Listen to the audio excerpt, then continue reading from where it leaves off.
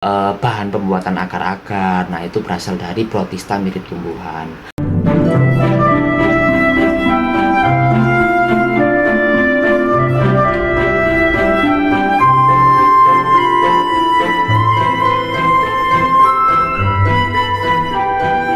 Halo guys, welcome back to my channel Raam Official. Nah, pada video kali ini aku akan membahas tentang protista mirip tumbuhan. Ini BTW kalau aku pakai kacamata ring lightnya mantul deh. Aku lepas dulu ya guys. Nah, enak seperti ini. Oke, lanjut. Pada video kali ini aku akan membahas tentang protista mirip tumbuhan. By the way, aku ngantuk ya guys. Tapi ngantuk-ngantuk gini kita harus tetap semangat untuk belajar bersama, kemudian sharing bersama. Dan maaf kalau ngomongku agak-agak kayak gimana gitu, kayak gak semangat karena ngantuk.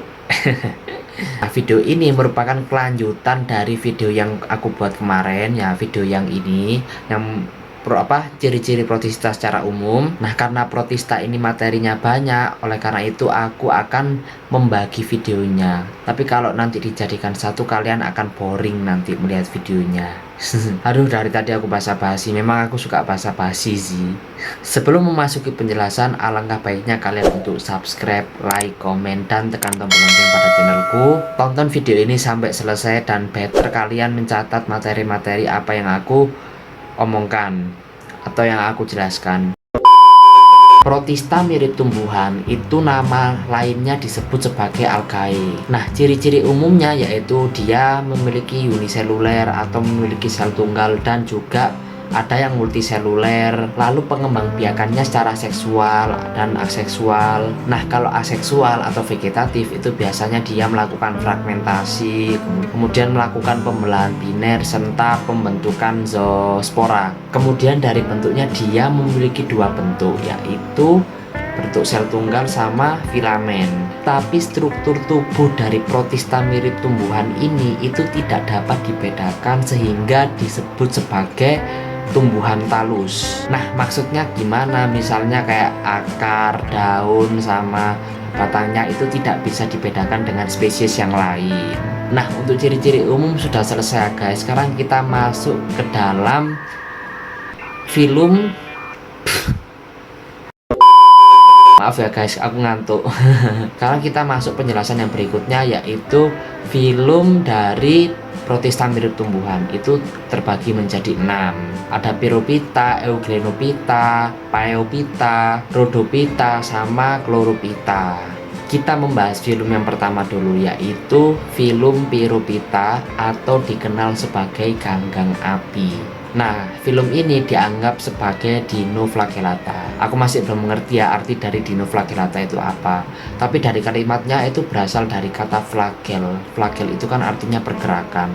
Nah, dinonya itu masih belum mengerti. Kalau misalnya kalian mengerti apa arti dari dinoflagellata, kalian bisa komen video ini atau bisa browsing di Google. Nah, mungkin dugaanku karena ini namanya ganggang api sehingga film ini dinyatakan dinyatakan sih, dinamakan sebagai dinoflagellata. Nah, ini habitatnya berada di mana? Habitatnya itu berada di air tawar sama air laut.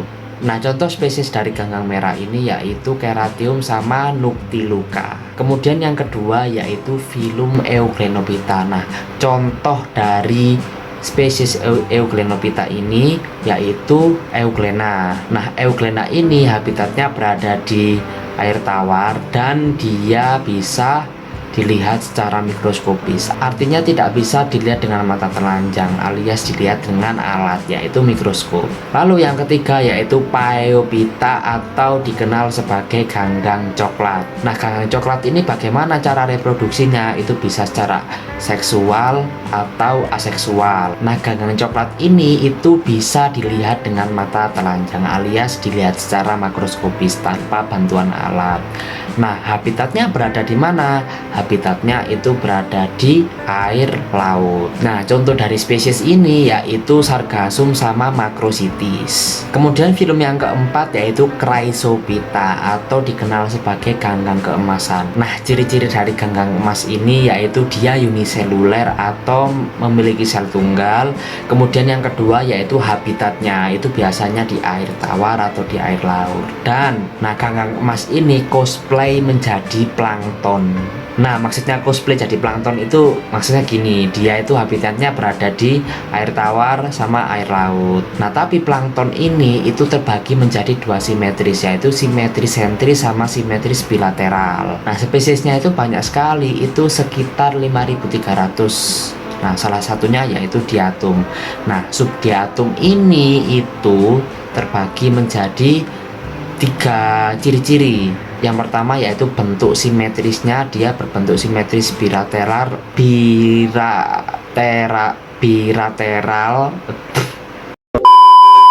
pokoknya itulah ya, sama simetris sentris. Kemudian habitatnya itu berada di air laut, air tawar, atau tempat-tempat yang lembab. Dan yang ketiga, dia bereproduksi dengan cara vegetatif atau aseksual.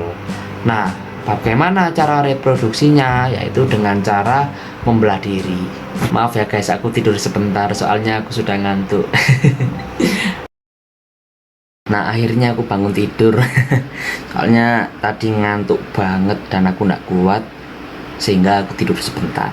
Oke, lanjut. Sekarang kita masuk kepada film yang kelima, yaitu Rhodophyta atau dikenal sebagai ganggang merah. Ciri-ciri yang pertama yaitu dia memiliki phycoerythrin atau dikenal sebagai pigmen merah, dan phycocyanin atau dikenal sebagai pigmen biru.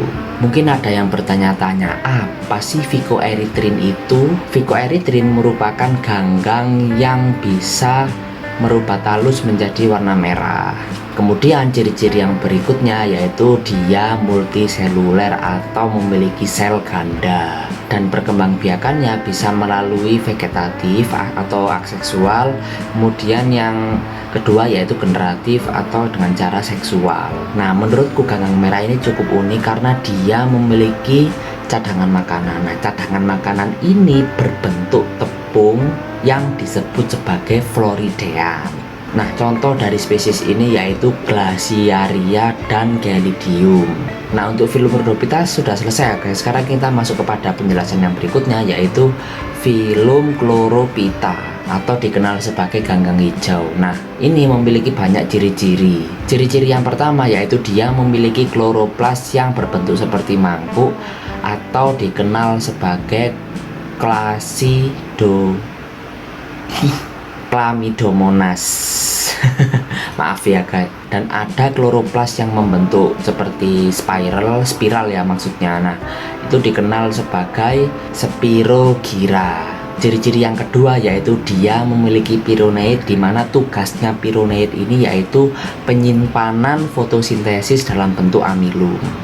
Kemudian ciri-ciri yang berikutnya yaitu dia memiliki stigma. Maksudnya bukan stigma pikiran ya guys, bukan.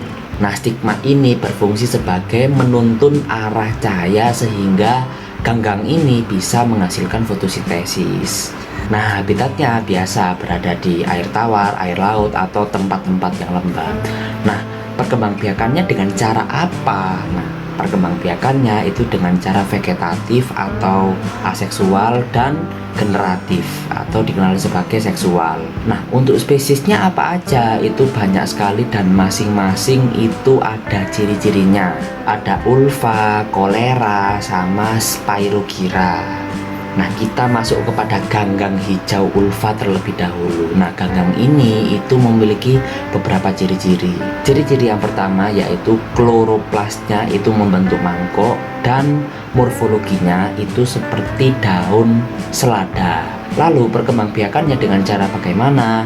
Dia melakukan aseksual dengan cara zoospora dan bisa cara dengan seksual. Ya, seperti biasa ya, ada sel jantan sama sel betina kemudian akan membentuk zigot. Nah, disitulah akan terbentuk menjadi zigotnya ganggang hijau ini. Kemudian ada spesies kolera atau korela ya, aku lupa. Bentar tak lihat. Ternyata Corella ya guys. Nah, Corella ini juga memiliki karakteristik. Kira-kira apa aja karakteristiknya? Yang pertama yaitu dia uniseluler, kemudian yang kedua kloroplasnya itu membentuk mangkok, dan habitatnya itu berada di air tawar dan air laut, pokok di tempat-tempat yang lembab. Nah, tapi Corella ini memiliki kemampuan yaitu menghasilkan berbagai nutrisi seperti karbohidrat, lemak, protein yang berfungsi sebagai bahan pangan. Nah, remind sedikit ya guys, makanya di Protista mirip tumbuhan ini bisa dimanfaatkan sebagai bahan pangan seperti bahan pembuatan agar-agar. Nah, itu berasal dari Protista mirip tumbuhan. Mungkin dari ganggang hijau ini atau ganggang merah yang memiliki kemampuan menghasilkan cadangan makanan dalam bentuk tepung floridean tadi. Kemampuan untuk menghasilkan nutrisi dari ganggang hijau ini itu berfungsi sebagai bahan pangan. Nah, kemudian untuk Spirogyra, atau enaknya Spirogyra aja ya. Nah, Spirogyra ini memiliki ciri-ciri yaitu kloroplasnya itu membentuk spiral, kemudian yang kedua perkembangbiakannya dengan cara seksual atau aseksual. Nah, habitatnya berada di mana? Dia habitatnya berada di air tawar. Nah, untuk perkembangbiakannya dengan cara bagaimana? Dia melakukan cara aseksual atau seksual. Nah, aseksual dengan cara fragmentasi, sedangkan seksual dengan cara konjugasi. Oke, sekian dari video ini. Jangan lupa untuk subscribe, like, komen, dan tekan tombol lonceng pada channelku supaya kalian tidak ketinggalan info-info terbaru dari videoku. Seperti biasa, aku selalu mengingatkan kalian bahwasannya kalau kalian excited dengan gambaranku yang ini, gambar komik ya guys, kalian bisa kunjungi channelku yang kedua yaitu Raam Drawing Official. Dan jangan lupa untuk subscribe juga, karena di dalam channel Raam Drawing Official ini itu berisi tentang timelapse gambar-gambar komik yang aku cergamin di channel ini. Dan aku terima kasih kepada kalian kalau sudah mensubscribe channelku dan menonton video ini. Semoga video ini bermanfaat bagi kita semua. Dan pantau terus channel ini, karena aku gak sabar ketemu dengan kalian pada video berikutnya. Sampai jumpa pada video berikutnya.